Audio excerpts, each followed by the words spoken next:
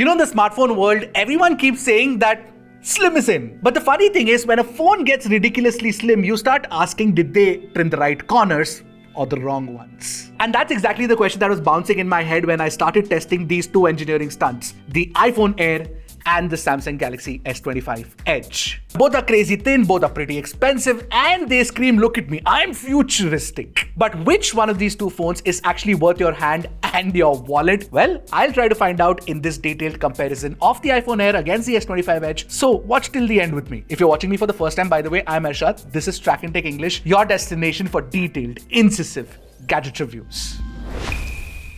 First things first, let's talk about the most important thing about these two, and that is the slimness. And the difference between the two is very minimal. It's basically just a 0.2 millimeter difference. So the iPhone Air is 5.6 millimeters and the S25 Edge is 5.8 millimeters. But when you hold the iPhone Air in your hand, it feels smoother and slightly more comfortable than the S25 Edge. Because the S25 Edge has slightly sharper corners compared to the nice curved, rounded corners and edges of the iPhone Air. Now, obviously, the idea for Samsung was to make a slim Samsung Galaxy S25 Ultra, which is why it turned it into an S25 Edge, so it has a boxy design. But I'd say that it's a clinical approach to, industrial design, whereas with iPhone, it's a more comfortable approach. It feels a little more inviting. Now, that's it for the slimness of these phones, but when you compare the weight of these phones, iPhone is slightly heavier compared to the S25 Edge. But in real world, you can't really tell the difference between the two in terms of weight. What will matter is how the weight distribution has been done, and both are ergonomically fantastic. I have no complaints there. However, when you place both these phones flat on the back, they tend to,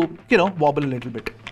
Now, one of the concerns that most people will have with slim phones is, are they durable? I don't have a doubt in my mind that these are probably some of the most durable phones ever made. In fact, I feel like Samsung and Apple overcompensated and ensured that they gave you the best premium materials because, of course, you get titanium frames on both, and you also do get IP68 rating. So they're built like a tank, no doubt. In fact, even for the glass, with the iPhone, you get ceramic shield 2 protection on the front and the original ceramic shield glass on the rear, which has 4x durability. Basically, it's 4x more durable compared to regular glass on the iPhone 17. In fact, even with the Samsung, you get Corning Gorilla Glass Ceramic 2 for the front and Victus 2 for the rear. So unlike the infamous iPhone 6 bend gate, I don't think you have to contend with that problem on both these phones, by the way. I think Jerry Dega everything is going to fail this time around, but that's just me. Fingers crossed. By the way, with the rear design, you will notice one thing is that yes, the iPhone only has a single camera and it has it inside a pixel visor-like, camera module, which Apple calls the Plateau. And that's actually a very interesting name because it's not just the camera that's inside this module, it's almost all of the other components because the battery takes up the rest of the back. So you have the primary camera, along with that you have the speaker module, along with that you also have the SoC, all of that inside this. So it's quite an engineering marvel, and the interesting thing is that you can actually use this to prop up the phone on one of your fingers like this because it gives you a little bit of a ledge. With the Samsung, it's your standard basic, vertical camera layout that we've seen on most other Samsung designs as well. By the way, one thing I noticed with both the phones is that the Type-C port at the bottom is not aligned at the center, it's not symmetrical. This is very unlike Apple, but that is the unfortunate reality that you'll have to live with if you want to make a slim phone. Talking about the Type-C port, Samsung actually has the faster Type-C speed compared to iPhone. Overall, if you look at it build and design wise, both are fantastic. Nothing to separate the two really. I like both, except for the fact that iPhone feels slightly more comfortable. Samsung has a faster USB speed. Now let's talk about the displays, and both have fantastic displays. Samsung has a slightly larger one though compared to the iPhone Air. Basically, the Air has a 6.5-inch display, whereas the S25 Edge has a 6.7-inch display. Now, this is your standard Samsung display with dynamic AMOLED 2x technology and 120Hz refresh rate with a peak brightness of 2600 nits as well. But the one advantage with Samsung compared to the iPhone Air is that you get a slightly better resolution or higher resolution compared to the iPhone. Now with the iPhone also, again, you get 120Hz refresh rate. It's ProMotion, no doubt. And both are extremely fast, smooth displays. But iPhone offers you slightly higher brightness of 3000 nits. Nits are just brightness numbers, but what matters more is when you take these phones outdoors, they're extremely bright. I don't really have a complaint per se, but with the iPhone, you actually get slightly better brightness and more importantly, the anti-reflective coating as well, which Samsung did not provide with the S25 Edge. It did with the S25 Ultra, but not the Edge. So that's definitely an advantage for the Air. Now with respect to the color tuning, iPhone's definitely slightly better because it's got a wider color gamut of 10-bit compared to Samsung's 8-bit panel. Not that Samsung's bad. In fact, in the natural mode, it actually does exhibit very close to real colors. But I prefer the iPhone's display. It's more color accurate and more trustworthy. More importantly, you get Dolby Vision support with the iPhone Air, which Samsung doesn't provide. Samsung has HDR10+. So Netflix does offer HDR capabilities, but iPhone's Dolby Vision just looks so much better. And the main reason for that is if you take a look at the shadows in the Netflix video that we're playing right now for you, you will see more shadow detail in the iPhone compared to the S25 Edge. So overall, both are fantastic displays, but when we tested it out, we felt like iPhone Air was better primarily because you get slightly better brightness, you get that anti-reflective coating, the color tuning is also better, and Dolby Vision is generally a better format than HDR10+. By the way, to close off the whole, multimedia experience, we have to talk about the speakers, right? Well, speaker. There's only a single speaker with the iPhone Air. With the S25 Edge, you actually get a stereo speaker setup, and it definitely sounds better. Take a listen to it for yourself.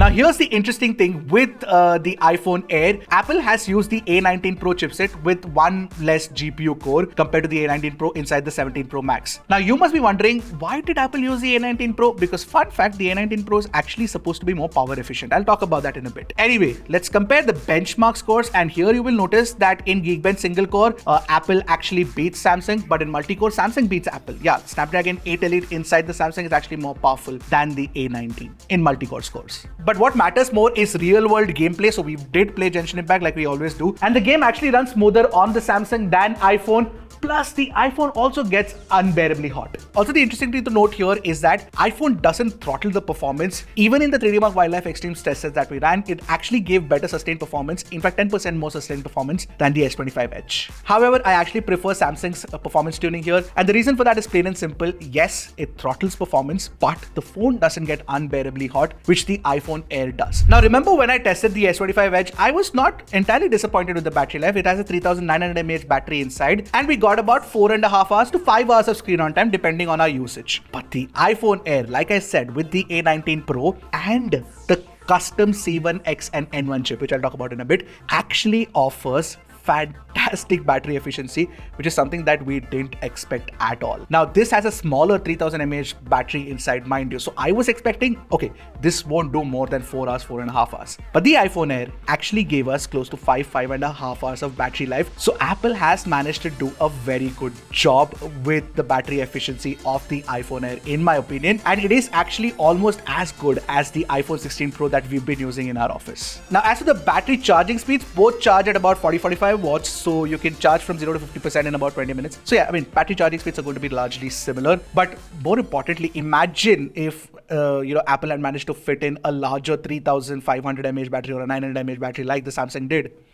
Wow, the battery life would have been much better, right? Now, both these phones also do come with wireless charging support and Qi 2.2 support, no less. So which means that you can get up to 25 watt charging speeds with the wireless charging puck. But Samsung doesn't offer MagSafe, which Apple does, which is something that I absolutely love. And I feel like Samsung will bring that next year. We'll have to bring that next year. All right, now let's talk about the cameras, or camera on the iPhone Air, because there's only a single 48 megapixel fusion camera. With the S25 Edge, you get a 200 megapixel primary camera, which actually performs as good as the S25 Ultra, and you also get a 12 megapixel ultra wide angle camera. Now, don't underestimate that 48 megapixel primary camera on the iPhone Air, because it actually outputs 24 megapixel pixel bint samples, which means that you get more details and better textures from the iPhone's primary camera shots in daylight compared to the S25 Edge. Now, the color reproduction is largely similar on both phones, except for slightly brighter oranges on the Samsung here, but otherwise I think both are largely similar. Now, when you look at the HDR scenes, neither is perfect. iPhone tends to blow out highlights more than the Samsung, and Samsung's shadows are more crushed. In low light shots, I feel like the iPhone's 48 megapixel fusion camera again comes in handy. Samsung does a good job. The nightography is not too bad, but the fusion camera actually does capture, sharper textures and more details is what we noticed at 100% crop. Now, as for the ultra wide angle comparison, there's no comparison. Samsung is the only one that has an ultra wide, and it wins, obviously. So you get that versatility as well. Now with video recording, the Air pulls ahead once again. You get Dolby Vision HDR, which looks pretty cinematic. The stabilization is top notch, and Samsung's footage, especially in low light, picked up more noise, which is obviously problematic because, you know, if you're going to be shooting in low light a lot, then the iPhone Air is a better video. I mean, in general, the iPhone Air has a better video recording capability than the S25 Edge. Now let's talk about that selfie camera.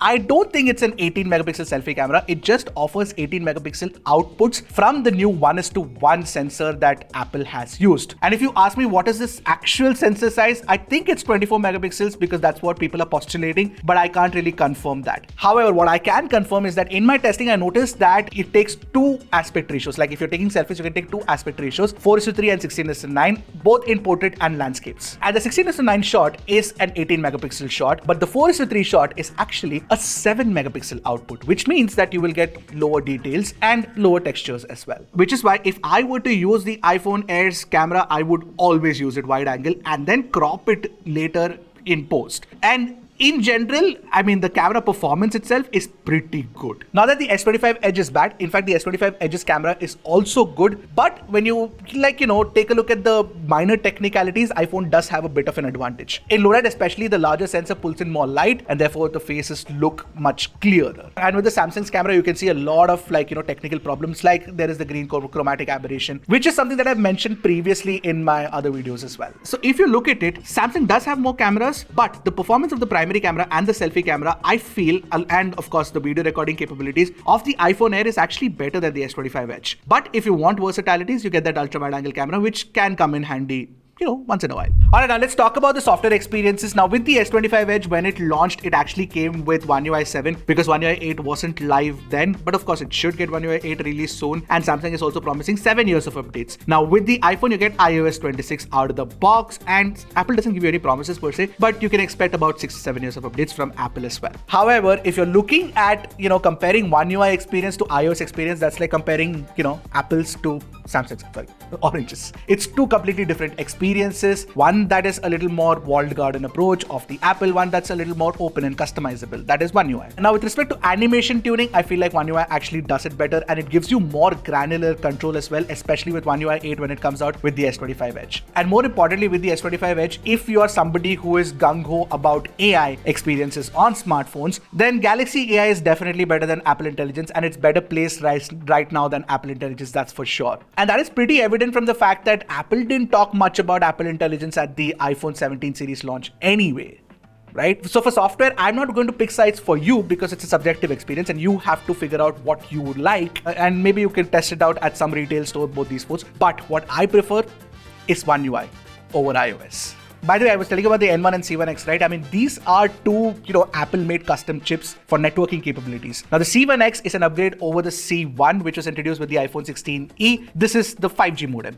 The N1 is basically an Apple custom chip that's across all the iPhone, 17 series phones, by the way. And that includes the Wi-Fi 7 module, the Bluetooth 6 module, and the Thread module as well. Now, along with these two custom chips and Apple's very own SoC, I think across the stack, the iPhone Air is probably the first phone that uses an all Apple silicon approach, if I'm not entirely wrong. Maybe there's something that is non-Apple inside, but that's probably the reason why you're getting such good battery efficiency from the iPhone Air. Now you must be wondering, Ashad, why didn't they use the C1X with the iPhone 17 Pro Max and the iPhone 17? I asked Apple the question and they were like, no, we wanted to actually make the battery life on the iPhone Air better. So, you know what? That's what it is. So where does that leave us? See, I'll tell you one thing very plain and simple is that, yes, the S25 Edge is not, as slim as the iPhone Air, but it doesn't make as many compromises as the iPhone Air in terms of hardware approach. Because what you get is that extra ultra-wide angle camera, a larger battery. You also do get a USB Type-C 3.2 port and a proper stereo speaker setup, which is,